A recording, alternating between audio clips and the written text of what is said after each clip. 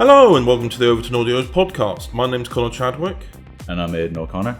And on today's podcast, we'll be listening to a segment from the Talking Heads podcast. I'll be talking with Abby Louise on Doctor Who Multiversal as the whole 8-part saga is now complete. And then I'll be talking to her about the latest Paternoster Gang volume, Future Outcomes 1. Hello, Aidan. Hello, Connor. How are you? I'm very good. It's not very often that we record the podcast where I'm sat next to the person we're recording with. It feels very much like one of those radio kind of things now that we're doing. Yeah, usually, you'd be like, you see it on podcasts, they sit opposite one another with their own microphone in front of their faces and stuff, but we haven't just share a microphone at the moment. Which is, we are very close right now. We're very close during very warm weather. Yeah. We've had a bit of a heat wave. So, first things first, where is Sweet Daniel? Where is he indeed? He is. He's about 5 hours away on another. By plane. I know, by plane. He's in America. And we were hoping he'd be back, and he probably will be back in time. But I won't have the time after he's back to get this all done.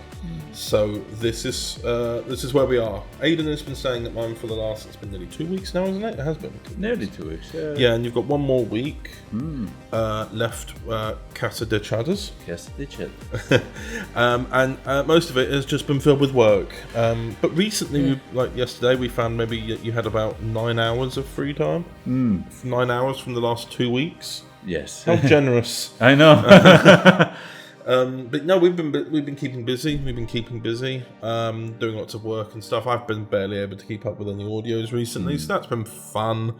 What about yourself, sir? Well, I've kind of taken a bit of a break in the summer from audios. The Burgundy Adventures sort of finished up around May time, so we kind of went on. Yes, you had your first volume, didn't you? I did indeed. And we've since then now I've kind of just been working on a few other bits and bobs.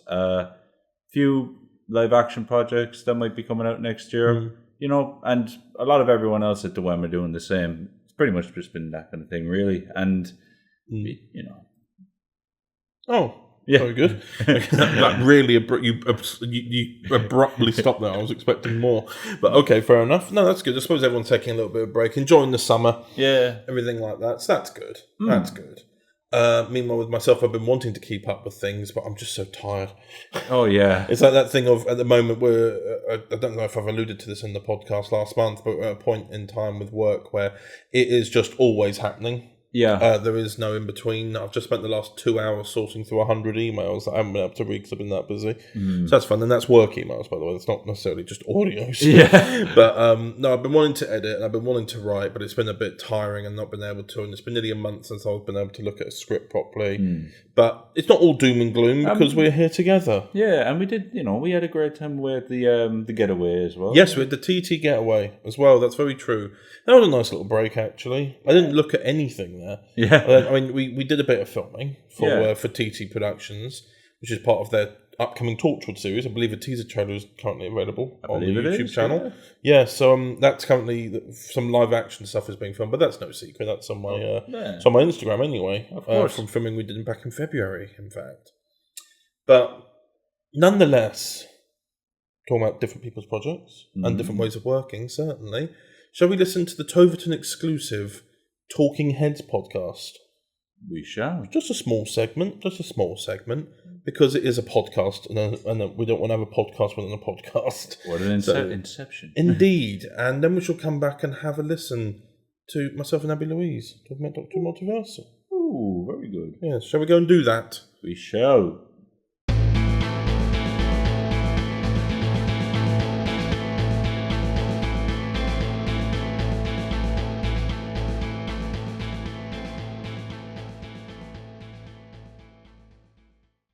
Hello, everybody, and welcome to the Talking Heads podcast. If you can hear me, which I'm assuming you can, then you are listening to several people who each run their own Doctor Who-themed audio production channels. Well, strictly speaking, in my case, it's audio and video, but that's a technicality. We have with us today the amazing Abby Louise, the outstanding Connor Chadwick, and the absolutely amazing Rory Guest. Ooh, that's Hi, me. guys. Hello. Hello. How are we all doing? Pretty good. Yeah, all good, yeah. So, for those of you who do not know, this podcast is about listening to people like us talk about things and or stuff. So, you know, It's so a very yeah. good way of putting it. I mean that is basically like that is basically what all of us do, isn't it? Things and or stuff. So, you know. Yeah, Yeah, that's true. I got it myself. So yeah, so how's everyone's we're recording on a Tuesday. How's everyone's Tuesday gone? Interesting. It's been fun. Yeah, I mean, I've had a cold, so it's been a bit bedridden. But apart from that, yeah. I mean that that's fair. That's fair. I ended up filming. What did I end up filming? The Blair Witch Project, but with Doctor Who. So I love that. Okay, so before we continue, can everybody please make sure their Discord notifications are off, because Reasons. I get it, guys. We're all running our own little Discords and seeing all the memes, but for now, let's shut down the memes of production and focus on talking about ourselves. So So what is it you are what is this Blair thing? Is that like a Halloween special?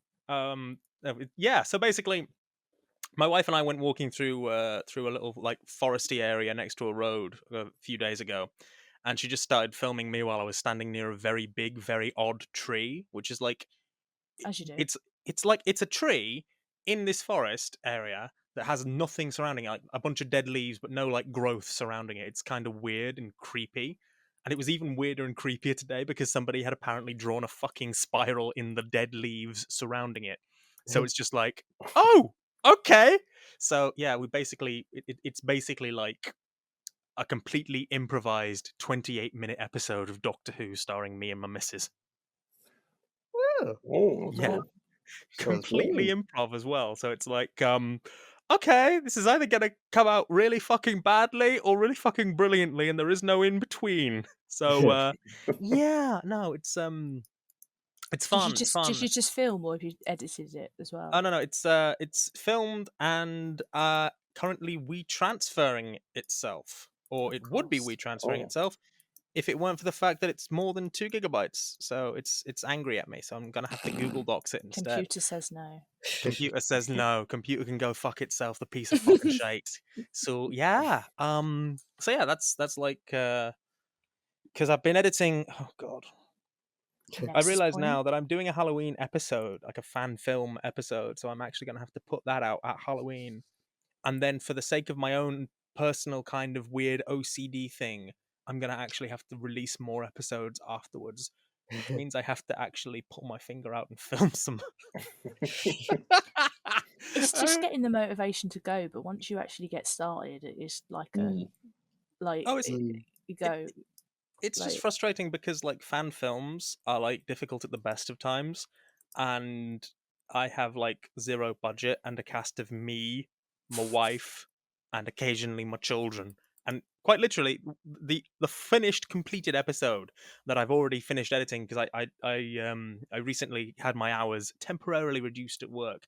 But the fan film that I recently edited was basically me, my wife, and my 2 children, and some stock sound effects. So, okay, sure, we'll go with that. So, but yeah, I'm not going to talk again for a little while because I want to let other people talk. So, yeah, Connor, you're doing things and stuff. I'm always doing things. and stuff. Don't forget stuff. Stuff is important. Yes, this is true. Things and stuff. So yeah, so like the big thing for you on Overton, well, several big things. So you just finished releasing a run of, now correct me if I'm wrong, it's a run of Devlin and a run of Supers. And fucking Supers, man. Yeah, and then the next thing that you're putting out there is sorry, I proper fangirl over Supers. That's good. Well, like if anybody it's out after this, but if you go and listen to Rory's TT conversations that I did with him, we spend about 20 minutes just picking up Supers. Yeah, thank you very much. That did happen. And Supers is brilliant. You should be really proud of what you've done so far for Supers. I made that. I started making it, not this specific iteration, but I made it when I was 12. It was mainly based off of, they did a show in America called Heroes, which I loved as a kid. I was obsessed with it because it had all those elements of, I think, because what made that show popular was the element of having of it being actually more like a soap opera type thing, but the powers were just also occurring. So it's like a mixture of a comic and like domestic at the same time. You had like very realistic storylines going on with people wanting to do more, do different things at work, etc. But with the backdrop of the powers, and as a kid, you just copy what you like, and that's how I got into Doctor Who and I suppose Supers in this regard. But I made originally like 7 volumes of Heroes fan films in about 2 years, and then with Overton Audios, I brought it back in 2018, still continuing on from the original films I've made, but just now mostly lost. And then it was only really recently that I just thought, well, I've got all the old clips still on the Overton Audios channel. How about just remake it, but make the story a little bit more interesting? Because when you look at, if you were to ever find any of the old ones, if I was ever able to, it would just be me running around teleporting. It was really, there wasn't really much to it. It was just me running around as a 13 or 14-year-old. But I decided to remake it, and just kind of the first volume is basically the truest to what was actually made back then, except obviously hopefully better dialogue, and obviously it's not just me or my sister playing the characters. It's actually got people cast in it. It's actually got like a full cast in it. But that came out last month. That was on Saturdays weekly, and then we've had the Devlin volume, which has been a fun thing to make because we just kept having delays with it, and it was meant to come out in February, and it was a 3-episode thing, and then it was a big special, then it was a 5-episode thing, and now it's come out in September instead of February. There's just been a lot of moving around with that story as well, and obviously Devlin we've had as a recurring character in all the other stuff I've made as well. Wow, what an interesting segment on the Talking Heads podcast. Go and listen to the full thing on the SoundCloud, or if you want to go on YouTube, you can go on the TT Productions 23 YouTube channel. It will be there. It came out towards the end of 2022, but that's the whole point of it being exclusive on the SoundCloud at the end of the day. Now, speaking about more ToverTon exclusives, but it's more to do within the realm of what I've kind of nicknamed ToverTon, which was the 8-part multiversal saga between Overton Audios, TT Productions 23, and Doen. Exactly. And the final part came out at the beginning of last month. It did. And myself and Abby Louise have a chat about that whole saga, about how it only started as a 2-parter between myself and her. And then the live action minisodes we shot in the summer all came together, and in a wonderful mystery, but a wonderful story.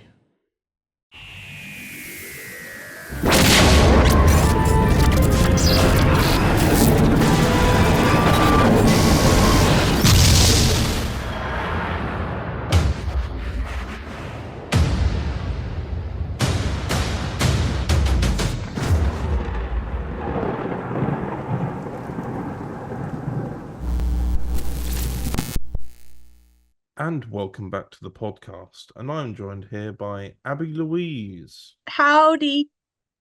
How are you? I'm good. I'm good. That was so final. Howdy. So we're going to talk about Multiversal. Now, the last time we talked on the podcast about that was when we did we called it the mid-season finale, which was the Multiversal Conundrum. And that's when we recorded on Zen, and then on Zencaster, and then we went straight over to a Zoom call like this and all talked about it. Me, you, Chelsea, Jimmy, Isaac and Aidan as well, I want to say. I remember. But it is just us today. Hello. Because we recorded part 8, I think, back in March. I think we got part 8 recorded quite early on. And then everyone sent in. There was a time when Sumner had a sore throat, so he couldn't record for a while. It was a lot of things. But we wanted to talk about the overall story because it's something to talk about. And seeing as the whole thing is out, all 8 episodes, we can talk about how we mixed up all the live action and the audio to form this story and all the origins of said thing. Can't we? We beget. So, parts 1 and 2, when were not originally parts 1 and 2, they were originally just a little special, what was it called? We call it a Toverton special. Because it was just meant to be a nice little live action thing of the Dickensian Doctor as played by yourself and the Cravat Doctor as played by myself, including Chelsea as Julia Breslin. Just a little Toverton special, just a little crossover. And it was just maybe a little prequel live action thing and then a full episode, and that was all it was going to be. And that was, we filmed that January 28th, 2023. 23, yeah. In Cardiff, in an alleyway in Cardiff. Yeah. That's my first live acting on Cardiff, screen. In a Cardiff alleyway that looked more like we should have been filming Torchwood. And it was raining. And you could see it on my coat. Yeah, it was the sunny raining, wasn't it? Yeah, it was. You could see there's a shot when I'm scanning the Christmas tree, and you can see the rain on my coat. Yeah, and there's a nice little moment where you're talking to the scene where we meet and we talk, and the sun is up, but it's still raining, and you can see the light reflecting in the rain. And you're just like, what? Meanwhile, of course, there's like, was it interesting? Because that was your first live action, wasn't it? Well, it definitely gave me the bug. So. Spoilers. But, more live acting to come. Was it at all interesting translating what you do in audio into live action? Because I suppose there's the element you have to remember movement as well. Like, you know, if you decide to start like not juggling, but like moving, but like no, it is Dickensian. I wouldn't put it against her. She would just randomly start juggling. I'm talking about when you kind of throw the sonic from one hand to another. Yeah, like those little pacing bits. Those are supposed to new things, because we were talking about this recently about something an undisclosed amount of filming we did recently, where we talked about how people we know have kind of gone and found confidence through voice acting and then gone into live action acting and have done it flawlessly. Yeah. Because they know the character, they already imagine when voice acting what they'd be doing. So it just became second nature. Was it like that for you with the Dickensian Doctor? I've said this before, like with me. Hello, I'm a stage actress. I'm trained in stage stuff and things. So doing audio drama and doing like filming is a completely different ballgame. Clearly I loved it. But yeah, it's the whole. It was quite nice for a first time shooting though, because obviously you were there and Chelsea was there, so it was very much a right. Where have we stopped? Where's your foot? Where was your hand? Was your hand in the hand in its pocket, or like stuff like that? So. And obviously for me, I've made series like Waterside in the past, and me and Chelsea have filmed together before as well, so she knows how I work.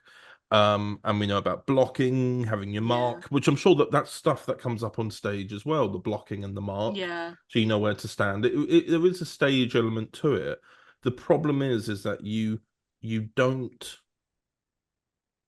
on stage, you have to be in the moment. You have to That's the thing. It's very much a one shot and done. If you've missed it, you've bugged it up. You can't go back and redo it on stage. Whereas obviously, even if you don't mess up, you've still got to get all the angles and stuff when you're filming live action, like behind the shoulder shots and stuff like that, you know, like pick up lines and things like that. Okay, sorry.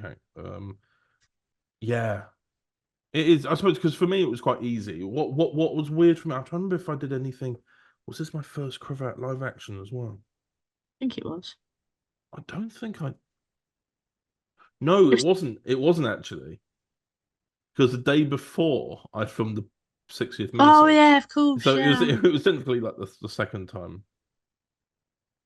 So it was certainly interesting either way. There was a different dynamic because I was having to play the Cravat Doctor from different eras. So with Multiversal, that's set between series 2 and 3 of Doctor Resurrection, which was 2018, 2019 for me. And then for the Prism 60th minisodes, that's now more or less. Well, it was now. It's now the past again. But nonetheless, at the time of recording, I was up to date with Cravat, and I had to go and pretend to not have, you know what I mean? It's got, you know, the whole. That really takes out of order recording into a different stage when you bring Doctor Who into it. But I always sort of struggle because I don't know. Everyone else seems to have picked it up quite flawlessly. I don't necessarily. I kind of stepped back from acting in my own stuff so much. When I was a kid making my own stuff and filming, you'll see I'm in everything. But that's because also I had no friends, so I had no choice. But nonetheless, And now he has friends and he drops them off. But I find myself not having to cast myself as the main character anymore. So when it does come to live action stuff, and for example, with the Prism 60th minisodes, that was Cravat as the main Doctor. That was what was weird, because I'm like, I have an idea of how this is being filmed, but I'm in front of the camera. Which is why it was really helpful when we filmed the Dickensian and Cravat. As well, we keep calling it Dickensian and Cravat. It's called the Torn Veil. Yeah. But it got called Dickensian and Cravat for so long. This is true. So we've always just called it that. But we had Peter M. George filming, who has helped me film a lot of Waterside in the past. And he is most trusted. He has my badge of trust. And it was quite reassuring to have him there, because I knew that he was helping with the blocking. He's also been the second AD for me on quite a few things before. Like, he's certainly helped with timekeeping. I don't know if I've told you this story, actually. We were filming something for Waterside Season 3. Christmas 2017 is when we were filming it. And we went into this area. I could probably show you the scene later or something, but I saw a cat and just ran off. and then Peter just turned to everyone and went, right, whilst he's doing that, guys, I need you to learn the lines for this scene number, please. And I'm just like going, cat. And there's a video. There's a video of me chasing him.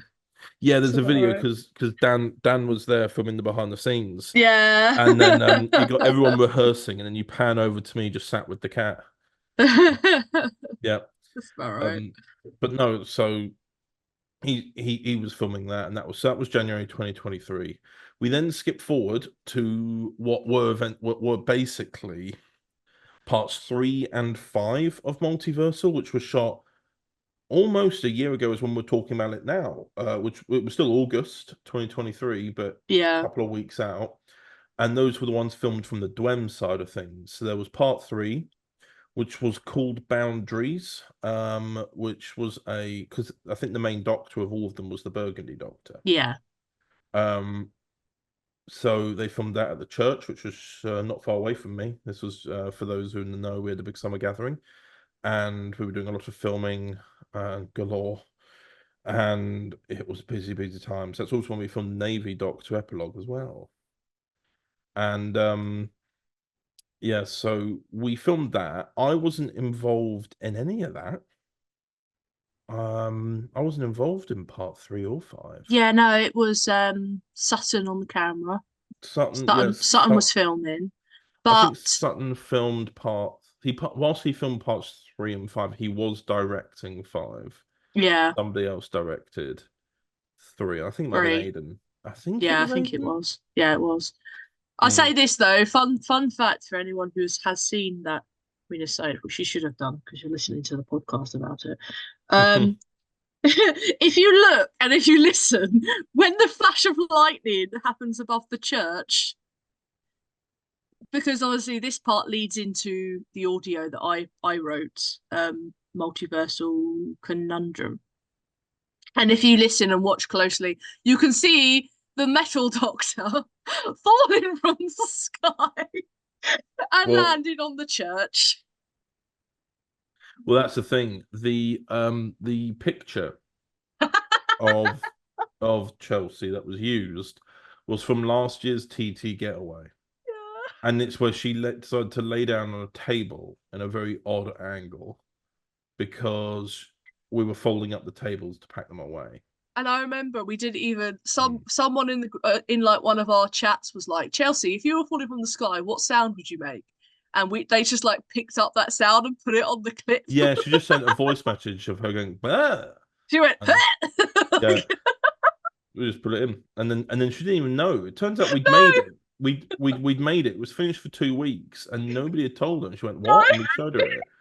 We showed her it, and she was like, "Oh my god!" And like, "What's that shape?" And I went, "That's also you." that's the shot of you. But it was nice because that's leads because obviously in the opening of Multiversal Conundrum, she's on the roof of the church, so it was nice to have that kind of link. That's something. That's why we were talking about it, because a little fun fact for those parts 3 and 5 of Multiversal weren't originally for Multiversal. No, we had to edit things around to make it work. They were meant to be for other things. So Boundaries was actually originally meant to be a prequel for a multi-Dwem Doctor story, where it was going to be set at a church as well, but it was going to star Navy, well, all the doctors who were in it, but it wasn't going to go anywhere. It didn't, sadly. And they were sat there with the footage. I filmed it all morning, and as a result, we said, "Hey, I think that's the reason why we ended up making Multiversal." No, it was because you and me were like, we can't have them have shot this footage and not use it anywhere. So then it kind of became a collab between TT Productions, Overton Audios, and Dwem, because we all kind of worked together to try and make these episodes into one thing. Do you remember the teaser I made back last September? Yes. I made that for a laugh. I went, wouldn't that be fun? And then that's when we found out about the minisodes not being used. And that's when we were like, well, hang on, I've just made this little funny little thing going.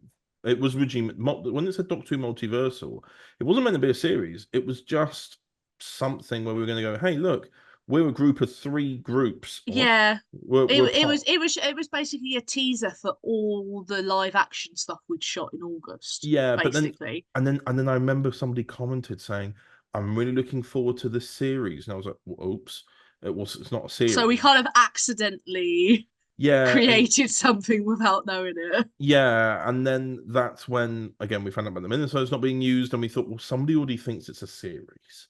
Yeah. So why don't we just do it? And as a result, part 3 had some visual effects, like the TARDIS landing, the lightning and stuff. Part 5 didn't need any visual effects at all, apart from the title sequence that needed making. So we just finalized those, and they were done. And then I believe, because you wrote part 4. Yeah. And when you finished part 4, we recorded that. When did we record that? But part 4 was recorded because that came out in March, didn't it? So did we record that in January or something? I honestly can't remember. I don't know, but we recorded that and episodes. The episode with Julia and Agency, and Venture and Dickensian. We've done that all on the same time. Yeah, so we recorded part 4, 6, and 7. Yeah. And then the last part was the one I wrote. Hence why we did it much later. So with parts 6 and 7, they were written with the intention of being part of Multiversal. Realistically, the only things that only half of the actual series was written with the intention of being part of a series. So we have basically the Dwem contributions already sorted. That was the minisode. So basically they're part of it in a more trilogy fashion. Yeah. 3, 4, and 5. Regards to Toverton, as in TT Productions 23 and Overton Audios, that was what it was mainly leaning into. And then at the same time we had the Venture Doctor starting on Dwem, and that's when Connor J. Sumner wrote something. Connor J. Sumner playing the Venture Doctor. He wrote something with Dickensian because wasn't it you both came up with this idea that because he has a really tall TARDIS with really long curtains, that Dickensian would just fall over the curtains and pull them basically off the railing. We established that if 2 doctors needed to meet, it was Venture and Dickensian because they kind of have a similar vibe as well. So yeah, and then Sumner was like, "I will write it," and I was like, "Okay, cool." So yeah, it was a nice little Minnesota. It was much more Minnesotic than some of the other ones, but nonetheless, I like the fact that we have kind of got little minisodes, like a trilogy of minisodes on one big episode. yeah. Because that's kind of what we ended up having. I think part 2 was the only exception in the end, but again, that's due to circumstance. Yeah. And then part 8. Part 8 is the one where I kind of had to explain what Toverton was, or Toverdwem as we called it at one point. And it's basically just a little like meta way of explaining how we've got repeating cast members. So like for example, we have that moment where we see the Cravat Doctor seeing his variants, which are the newsreader from the Queer Doctor Adventures on TT. And then the Defiant Doctor, who's just started on Dwem. You know, we've got Kanye Sumner with the Venture Doctor, General Marsh, and Mayhew. Which he's really well known on TT for playing Mayhew. And then we have Rory Guest playing the Techno Doctor, Lewis, and Fagin. And obviously, you know, you've got all the others like Matt Barrett, you know, playing the, you know, TT Doctors as well, having their Yeah. Prism counterparts. You know, Matt It's like Barrett. me with Claudia. And... Yeah, exactly. Matt Barrett with Colonel Peters. Yeah. We ended up having to cut something from part 8 in the end because I put some characters playing their Dwem counterparts, and it was actually going to spoil some people's whole series. Do you remember that? Yeah. But it's because they thought they'd have the series made, and then things were falling a bit behind. They went, and then no, I remember how we we somehow hadn't put sticker in for Chelsea, and we had to put a sticker line in. yeah, because we had it where you edited part 8, didn't you? Yeah, and made the cover for it. I did. I wrote it, and then originally part 8 was going to go out on TT. Yeah, and then I was like, this is a very Overton Audios heavy episode, so I feel like it's yours. Yeah, we realised it was it was meant to be a Toverton thing, and I was only uploading 2 of the 8 parts. Yeah. So, and you uploaded 3, and Dwem was going to have 3. Or no, you 2 were going to have 3, and I was only having 2. And I went, this feels like it should be the other way around. Yeah. And I think we moved it, didn't we? So that I would have 3, and you uploaded parts 2 and 3, which makes them it's not 2 and 3, 2 and 4. I think it was. I had episodes 1, 6, and 8. You had 2 and 4, and then Dwem had 3, 5, and 7. So we had it quite equaled out, really. No, it worked out quite well, I think. And we also gave nice closure for everyone. I think, like with Overton Audio's side, Cravat had his closure. I don't know how much. It doesn't. At this stage, you shouldn't be listening to this podcast segment if you haven't heard it. So we had Cravat have a little bit of closure with the Master. We had Dickensian have a very sort of bittersweet, sad ending. Like it's her feeling inspired by seeing other Doctors' companions to have her own. And then she literally goes from that adventure to, well, Two Heart, whatever it's called, my last episode with Chelsea. So out of the flame and into the fire, so to speak, for Dickensian, bless her. Second Heartbeat, that's the one. Yeah. Did you say 2 hearts? Or I don't know what I said. So that's Multiversal. That's all available. I've got a little playlist on the Overton Audios YouTube channel. So have we. We all have. Yay. And it's just called Doctor Who, the Multiverse Saga. A lot of people, like I saw actually a couple of people in our group have been asking if we were going to do a second series of it. Oh. I said, I'm not leading it. But if you need me in it, I'll do it. Yeah, I'll record and run. Yeah. I'll be one of them. Yeah. But we'll see. Either way, at the moment, the way I'm seeing it is like a nice little limited series to now celebrate, rather than the 60th anniversary, it is to celebrate the 60th year of Yeah. Doctor Who. Yeah. And I think we succeeded. Yeah. So, Totally. hooray. Huzzah! Huzzah! Right then, shall we go to the next segment? Yes, please. Hello and welcome back to the podcast. And I'm still here with Mr. Aidan O'Connor.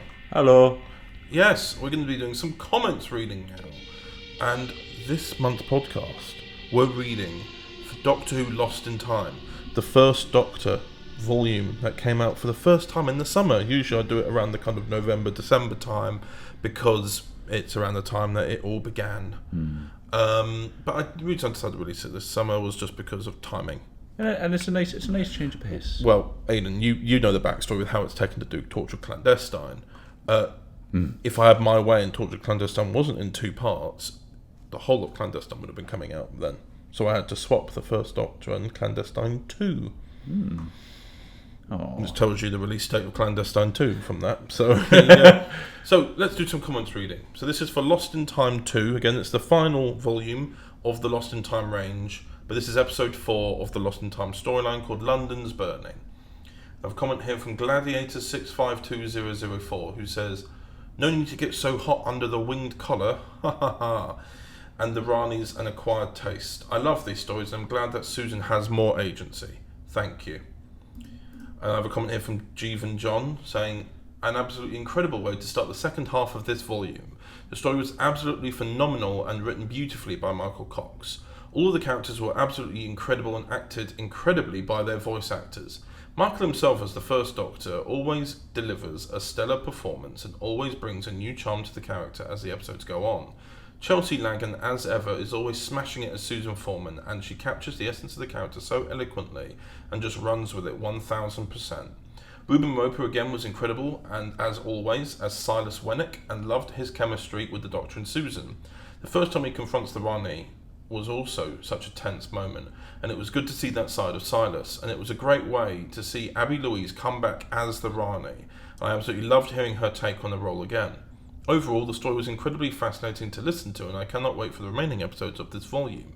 I just want to say how much I have the utmost admiration for Overton Audios as a whole. Connor and the rest of the Overton Audios team are absolute superstars. I'm so thankful that they bring us such incredible stories and other content, whether in Doctor Who centric or original content. Thank you, Overton Audios, for everything." Oh, that's nice. It's not often I get comments like that, so it's very grateful for that. Yeah, very sweet. Then there's another comment from D. Whitaker 8240 who says, "Well, that ending was a bit unexpected. Once again, I enjoyed the production and I could listen to Michael Cox as the first Doctor for many more episodes, and he's just as wonderful. The rest of the cast were good as well. But for me, the Doctor is the deal breaker. So when I find an excellent representation of a canon Doctor, I am always so very, very grateful." And then Yuan the Blue says, "Yet another reason to be hesitant of using vortex manipulators. Brilliant. Indeed it is." Indeed. I like to think so anyway. Vortex manipulators is always a little bit faulty. Yeah, cheap and nasty time travel. Yes, indeed. My goodness me, I didn't expect David Tennant to appear in this podcast, but here we are. That's what you get with a voice impressionist. Yes, indeed. So we move on to episode 5, which is called The Importance of Being Oscar. I quite enjoyed casting for this one. It was a very specific one to cast for. We got the wonderful James York playing Oscar Wilde. I had to do a lot of research for it, actually, because Oscar Wilde, there was no recordings of his voice. He's a very particular type of Only people's accounts of what he sounded like, so everyone has their own interpretation.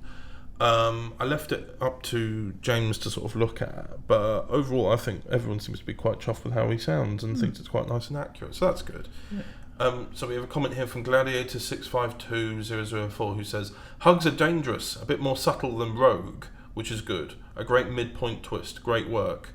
I forgot this episode came out on the same day as Rogue. Oh. So this ended up being somewhat compared. And then D. Whitaker 8240 says, "Continuing to enjoy having the new affordable First Doctor stories back in my life. Also, I now want to read The Importance of Being Earnest, which I'm embarrassed to say I have never done." Oh, I don't know. Is that the new affordable First Doctor? I mean, neither a voice. I've never read it, so...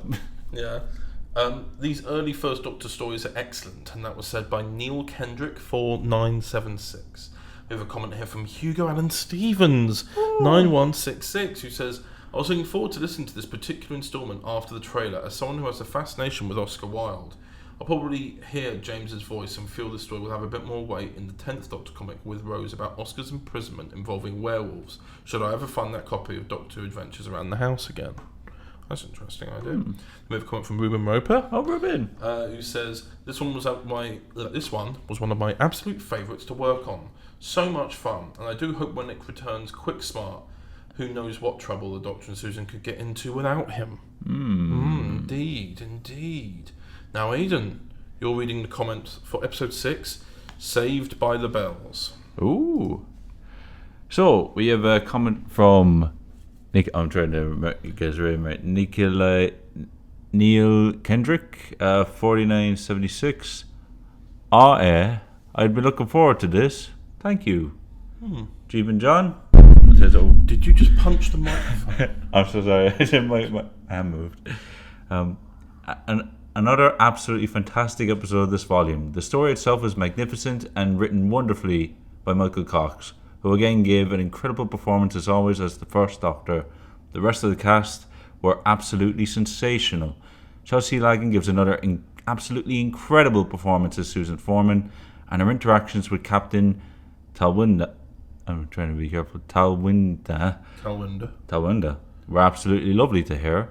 Kenneth DeValor was outstanding, cool performance as Captain Talwinda, and was. Shall I read this? I feel I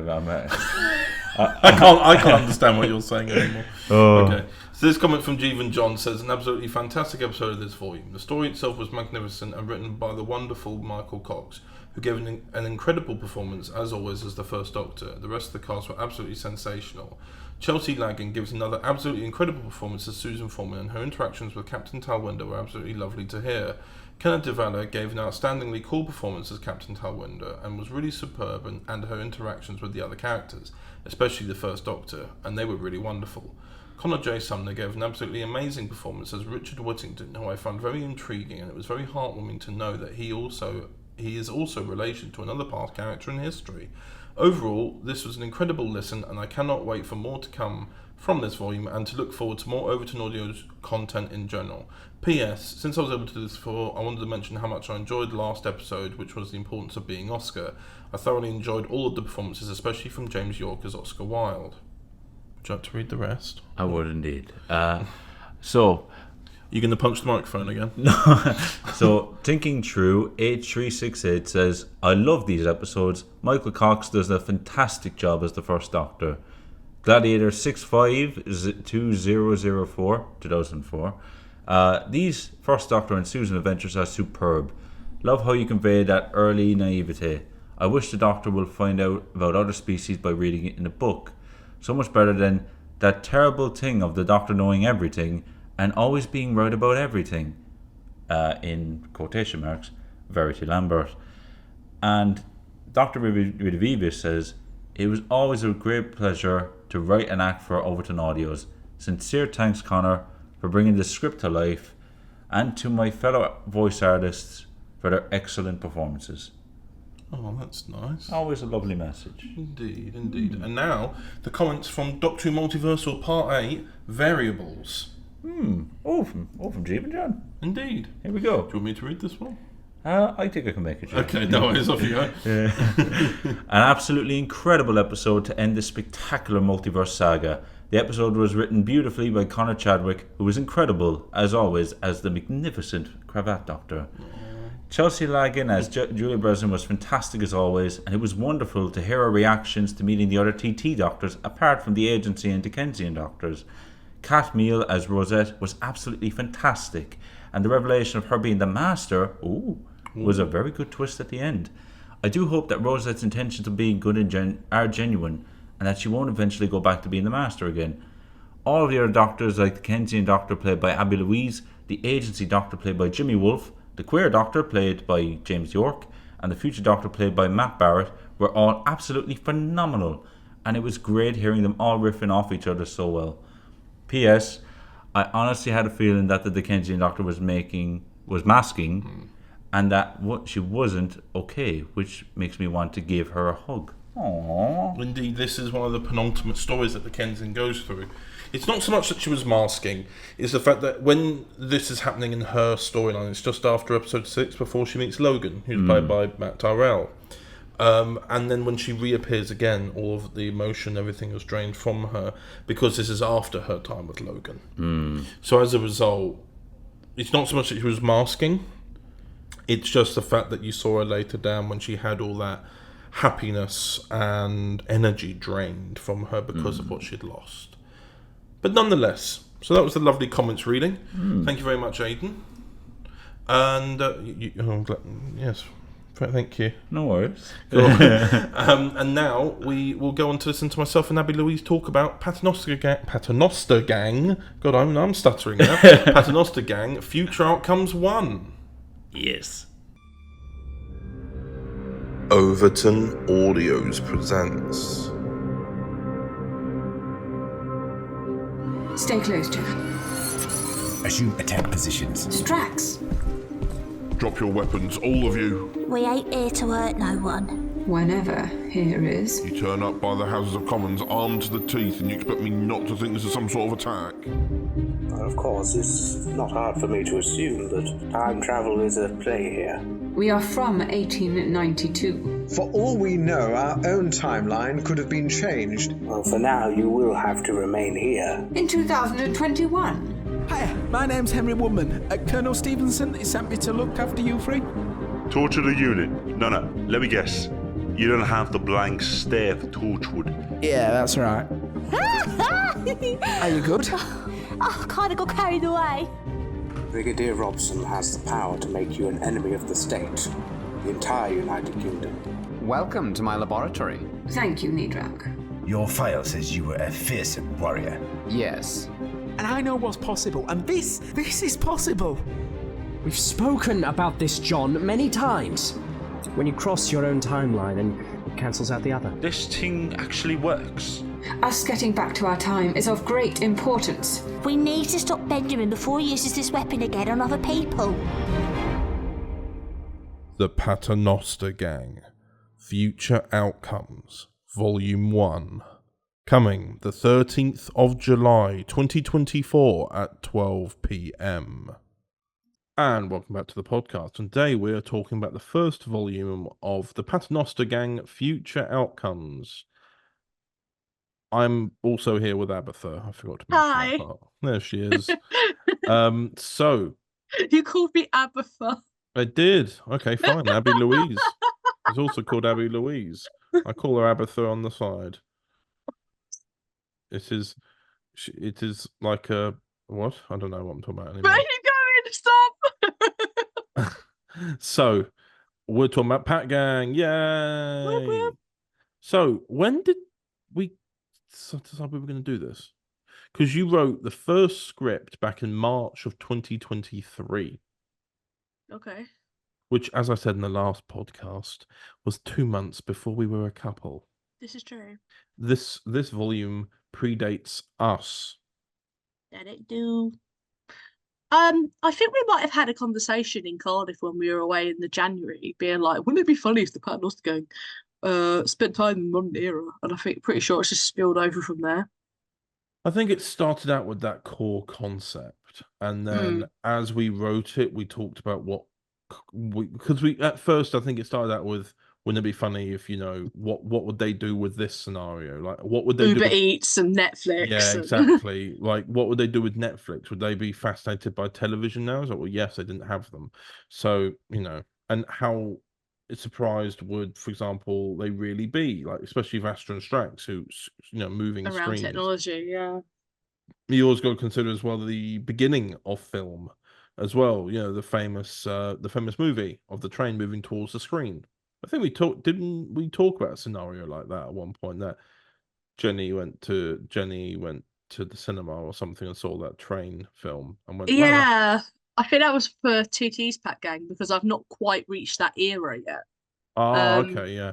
But because I remember I think that was one of the conversations we had, was like the whole, people's reaction to the train coming towards them, and then like people's reaction in Wizard of Oz when the Technicolor when she opened up the door and it was all Technicolor. And I remember what it was actually, because I remember we were having a conversation and it was the whole, you know, the typical conversation of if you could go back in time, what would you go to see? Mm. And I'm pretty sure I said either the train thing or the first people seeing the Technicolor thing. And then it was kind of like,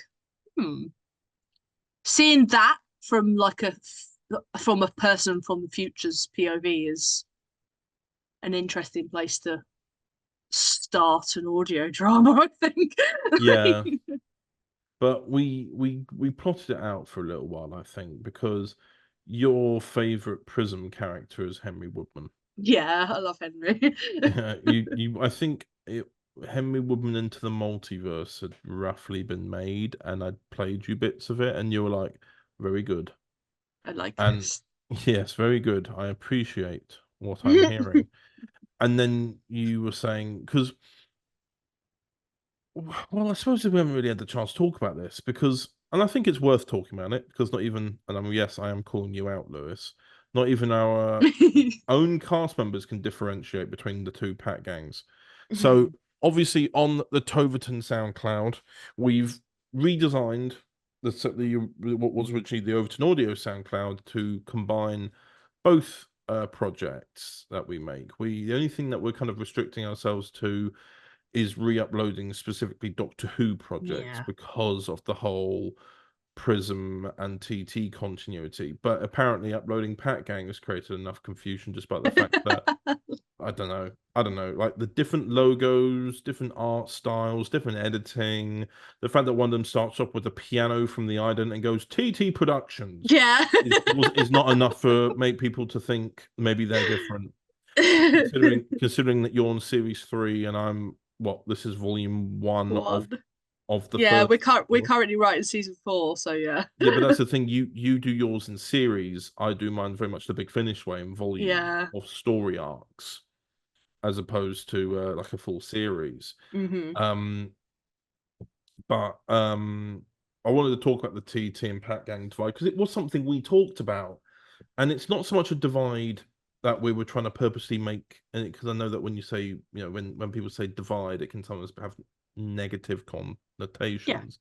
But for example, we know that, I say we know, of course you know, you, since basically you started making audios, you've been developing the story of the Pat Gang from when it was before Vastra. Then you made a prequel technically to before Vastra called Molly, and then you've continued the story through to the Paternoster Gang itself. The word itself is not involved in the title, but we've done that, or you've done that. I keep saying basically the TT Jenny we followed from about the age of 16. Yes, and all the information you had to go on was for Jenny's backstory was she was a match girl. Jenny was a match girl. That is it. That's all it says. We did have to sit down and talk about, right, what's this Jenny like? Did she have a Molly O'Neill? And we decided no, because we didn't want to create multiverse variants. We see enough of it already. The way I describe the difference is it's the whole like turn left thing with Donna. It's very much a like your Jenny turned left, my Jenny turned right sort of situation, Well, yeah, the cutting point where the change happens is in the match factory with Jenny. So my Jenny meets Molly, and then that's that continuity. Whereas Overton Audio's Jenny never meets Molly because Molly's been sent to a completely different department, so her story is a little bit different to TT Jenny's. Well, I know we've all got but essentially it's that. Yeah, I've always seen it as Jenny just started a bit later on. She didn't really have the same amount. Well, I don't want to say luck, because if you've listened to Jenny later, then it's a bit of a tricky one. I feel like the Overton Audio's Jenny is a little bit happier than the TT Jenny. Well, this is something that we talked about. There's something we talked about, which is that she's more willing to open up about things. Yeah, she's not as closed off. She's not got like, obviously I feel like there's a bit of trauma because I still think she arrived in London by herself. I still think that happened. She was still shunned by the family, by the Scarity family, which is her family. And she had to make her own name for herself. The only things that we're unsure of is really how she met Vastra. Mhm. We have actually, and it hasn't really been announced yet. Actually, the volume is going to be announced 5 days after this podcast anyway, which is the Halloween volume. We actually do see a little bit of Vastra and Jenny in that prison. Younger Jenny, yeah. Younger Jenny, but when she's a maid and there is no Pat Gang yet. No. So that's our way of going, hey, did you like Before Vastra? Well, you might like Prism version. Maid Jenny. Well, that's the thing. I think that's the earliest we've gone, and I think that's something else that's interesting too, because and I don't want to draw too many comparisons to TT Pat Gang, but it's difficult not to, because we both produced this one. It's something that we're always mindful of, going, can we do this story? Will it affect too much? But if you were to ask key differences, like, okay, if Molly O'Neill is TT Jenny's best friend, who's Prism Jenny's? Well, it's Henry. Henry Weirdman, yeah. Yeah, did you say Henry Weirdman? I You didn't say Wood. Henry Woodman. You didn't say Wood just then. No, I didn't say Wood. Henry Weirdman. Is that okay? All right, that's a bit harsh. Sorry, Lewis. I'm sorry. Sorry you had to hear that, Lewis. I didn't do it deliberately. Henry Weirdman. Oh my god. It wasn't deliberate. My mouth stuck together. I've been eating chocolate. Sorry, I've got to stop saying it out loud. Henry Weirdman. Bloody hell. But anyway, so we were trying to find differences, but we're not trying to find an answer to every variable. Like, we obviously had to answer the whole Molly thing. Chelsea Lagan plays Molly in TT Productions. Chelsea already has a role in Prism. Like, we're not gonna start interchanging roles. No. There are still very distinctive differences in the characters, whilst they are the same cast. It's still Vanessa McCauley who plays Vastra in TT and Prism. Same thing with Matt Barrett, who we actually just call Strax in real life. Literally, we just call him Strax. Yeah. But there are still some very key differences. And I do want to explore that at some point, but I'm just trying to find a way of doing it without just going, I'm just going to copy Abby. Because that's not what I want. That's why we've done that thing with the Halloween volume. We found ways to kind of do it. There might be ways down the line where we do it through flashback, maybe. Yeah. Or something like that, or there's sort of like how Big Finish have done the casebook volume, where they look back on their old cases, that sort of thing. But we've got time, because so far they're stuck in 2021 currently. Another thing we wanted to do with Pat Gang, which is something we talked about very early on, which was we actually have introduced a brigadier. Yes. I knew what's his name? I called him Brigadier Dick. Yes, Brigadier Robson. Is it Richard Robson or something? I feel bad for any. No offense to anyone who's ever named their child Richard Robson, but I would never. Otherwise, the names is and then if you were to shorten it, it'd be Richard Robson, or in short, Dick Robson. That sounds like a 1980s detective. I was about to say, it sounds like a detective from the 80s. Yeah, Dick Robson. It's Detective Dick Robson here. Good lord. Well, anyway, we wanted to introduce a brigadier, because for so long we'd been using a different brigadier that was associated with the previous shared universe we were associated with. But now that we've split off and become Prism, I realized, oh, wow, we've actually got a brigadier, but we've never seen them, because we've stuck so closely to continuity with when we were a part of DW 2012, and they have a brigadier there. So in the end, we made a new one. We made it that this brigadier, he doesn't like the Doctor. So we've written that in. He's played by the lovely Michael Cox, who's also our first Doctor. Yeah. I don't intend to have the first Doctor and Brigadier Robson meet. It would be very funny, but I don't intend that. We have Colonel Stevenson, who is played by Hugo Allen Stevens. They are a what you might call an Overton Audios, I suppose, an Overton Audios veteran of sorts. They've been there since the very beginning. Cravats first, proper episode back in 2018. So it's going on nearly 7 years now. Colonel Stevenson's been there a while, and we just want to help develop. We use Colonel Stevenson as more of actually being a unit colonel, because whenever the Doctor's around, they're friends. And whilst he is still a colonel, there was a friendship there. Here, there's no Doctor, so we're seeing him be as much unit as possible. He also helps with contextualizing where Henry Woodman is in his timeline, because we're going to be jumping up and down that timeline for a little bit, because we're trying to fill in blanks with Henry Woodman before catching up. Where we are with Henry Woodman at this stage is this is set, I think, 2 months after Henry Woodman Into the Multiverse. Yeah. In October 2021. And I think it's been a really nice development we've had with this character. I think I don't want to say too much because he really goes into quite a bit of it with the. Actually, I can say about it. What am I talking about? Because when we film these podcasts now, they're out. Oh, we can talk all about it, can't we? I forgot about that rule. I forgot to change that rule. You know, it's only the second or third podcast we've changed the rule on. So I'm so used to not saying anything. Yeah. No, but with Henry, we kind of delve into kind of more how he's doing personally. Him and Jen get along because they've got very similar vibes. Henry's a little bit more slapstick than Jenny, but they just get along because of the positive attitude. Well, it's the whole not being where they belong thing, isn't it? Really, that's how they've kind of bonded. Well, yeah, because he's from a different universe. He's from Dimension 2B.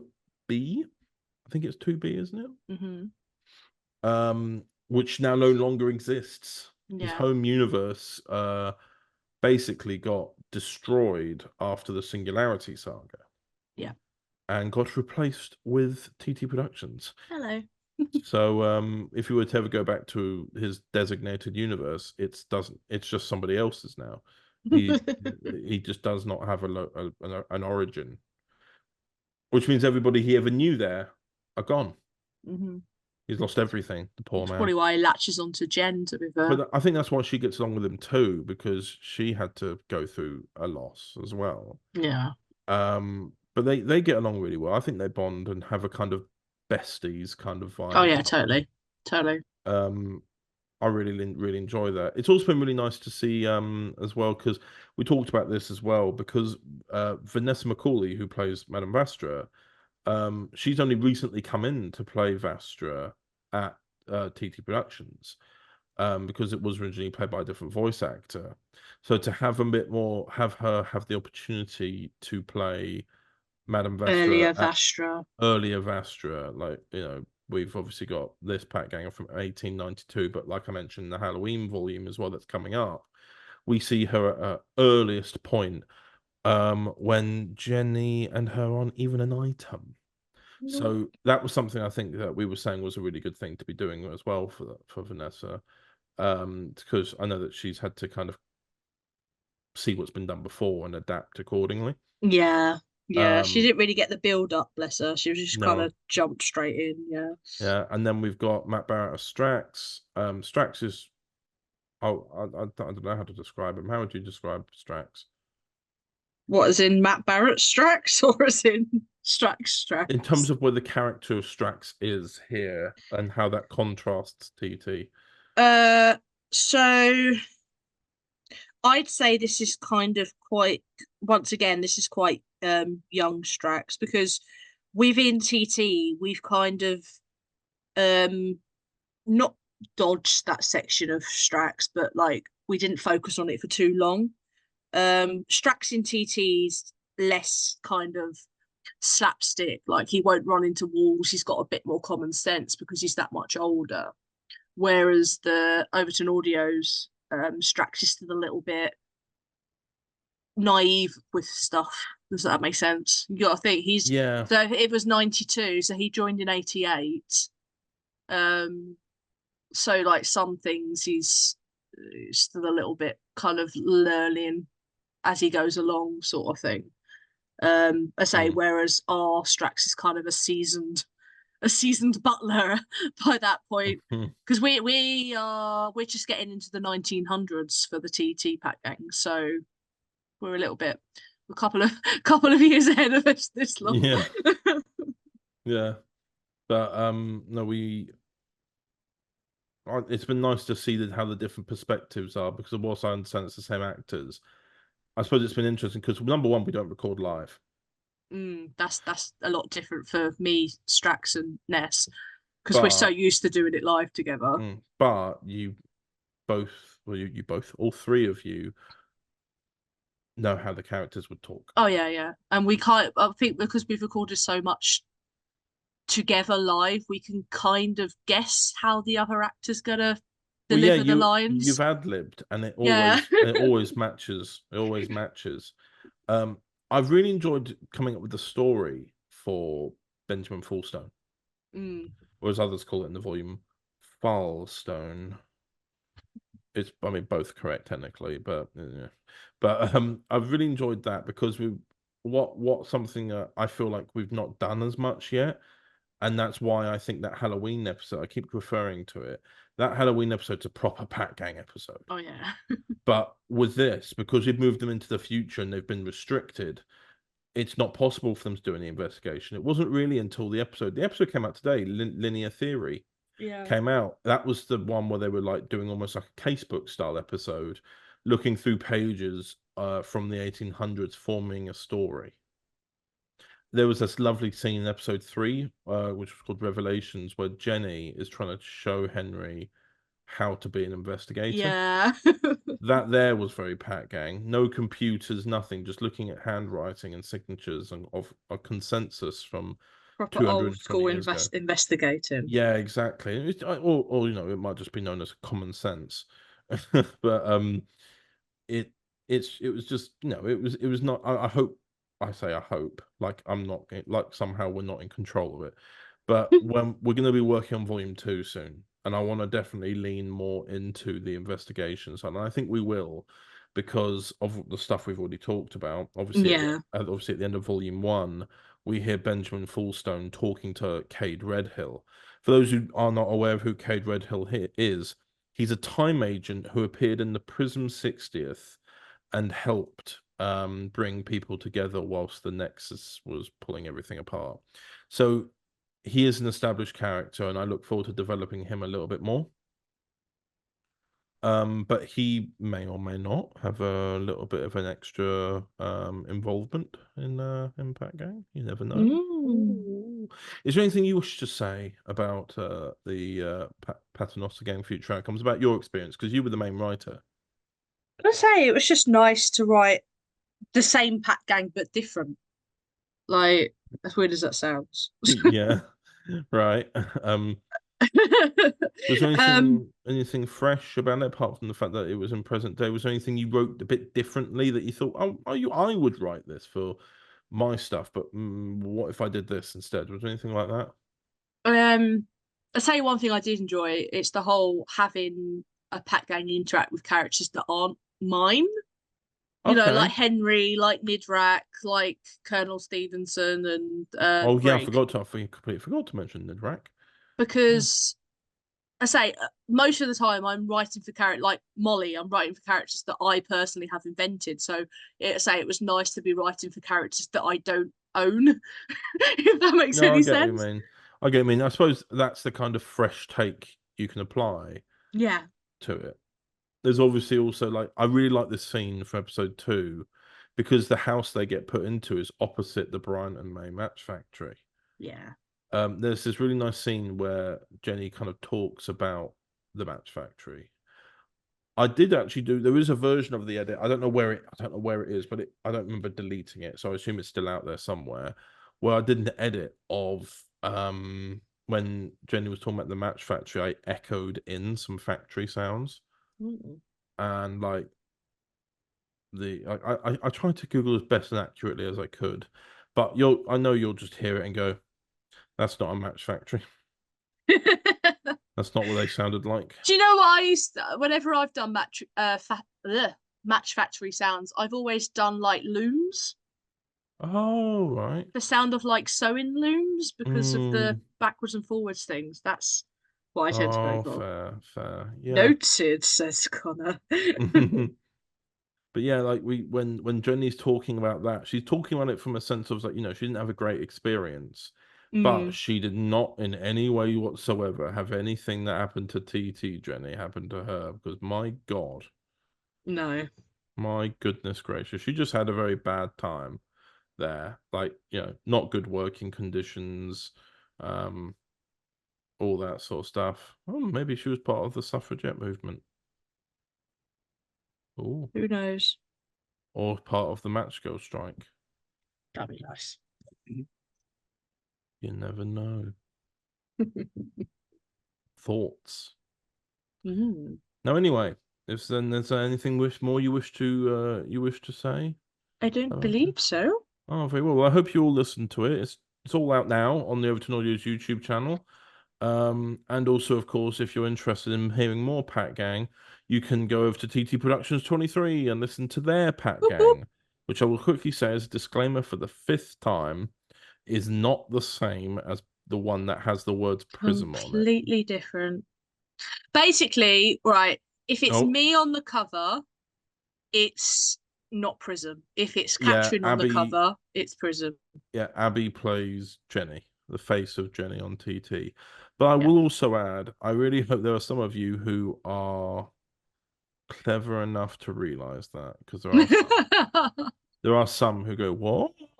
Still, so, good Lord. Right, anyway, I will take you all back. I'll take you back. I will send you... Look, just go back to the podcast. Farewell. Bye.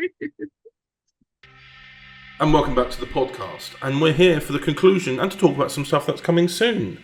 But before we do that, I want to talk about something that has come out, but we hadn't had the chance in this podcast to talk about, which was the Frontier Doctor Prologue, which only came out a week ago. We haven't had the chance to sit down with Dom. Dom obviously works with us as well. We've all been really, really busy. Haven't been able to find time, neither one of us, to really sit down. So we're going to do that in the next podcast. But I thought we'd quickly play the trailer here.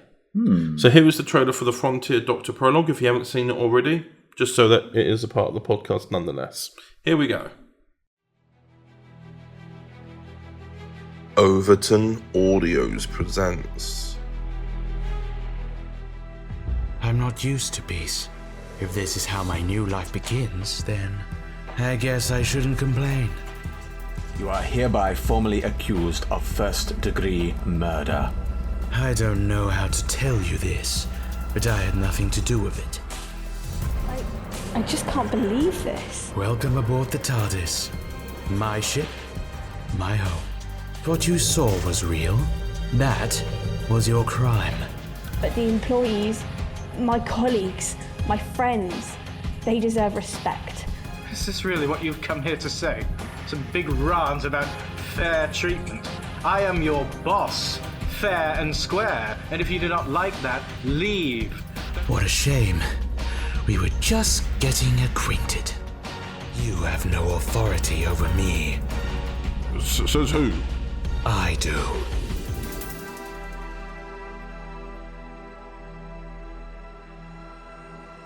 Doctor Who, New Frontiers 1, Xynthia. Coming the 17th of August 2024 at 12 p.m.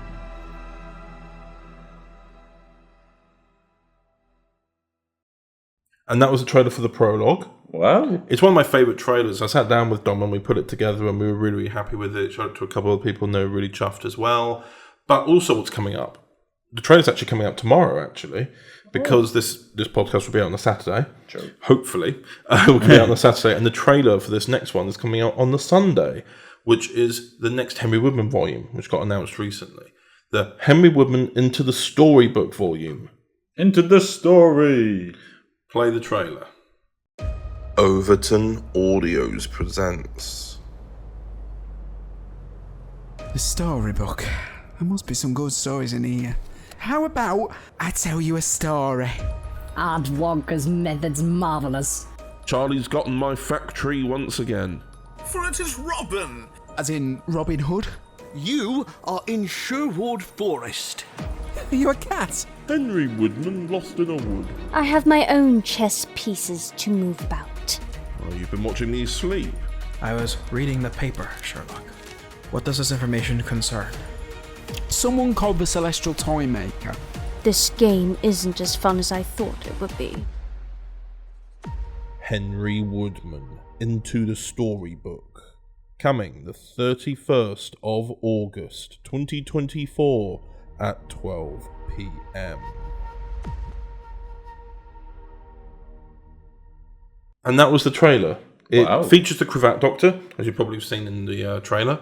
It's an interesting one because Cravat hasn't really had his own storyline in this. He kind of paused after the 60th. Yeah. And then since then, Multiversal has been set when he was travelling with Julia. This is set when he's travelling by himself. There is just a lot of moving parts going on with Cravat at the moment as we develop his last few stories, or last few volumes, I should say. But we are getting there. Yeah. We are getting there. And it's going to be quite fun. Indeed. So before we go, I wanted to say thank you to our Patreons who are Anya Coyle. Well, it's not Anya Coyle anymore. Oh, I know. Anya Patton, Chelsea Lagan, and Matt Tyrell. Thank you very much. Indeed, thank you. And also, as I said, me and Dan said we were going to do this, but we completely forgot to. We need to advertise the Patreon more, because we used to have quite a few, but then obviously cost of living has come up, and it might only be I think it's only £1 or £2 a month. I get why. Savings, you make savings where you can, so I completely get it. But we do want to push it a bit more and, try and see if we can get new people on board.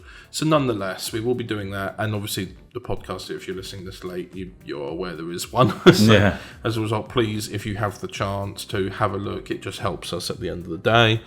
And yes, thank you all very much for listening to this podcast. And Aidan, thank you for being here. No worries. And is there anything else you wanted to mention before we conclude this podcast? Subscribe to Dwem. There you go, Dr. Expansive Multiverse, otherwise known as Dwem. Go and subscribe to that as well. I think I'm on it as the Defiant Doctor, a different Doctor, not related to Prism, related to Dwem continuity. But I'm there. You've got Burgundy. Yeah. There's a lot going on there. Indeed. I mean, we've got a couple of things coming up in September time around the fall, and I just think you guys are going to really enjoy it if you go check it out. Indeed. Well then, farewell everyone, and see you next month. Bye-bye.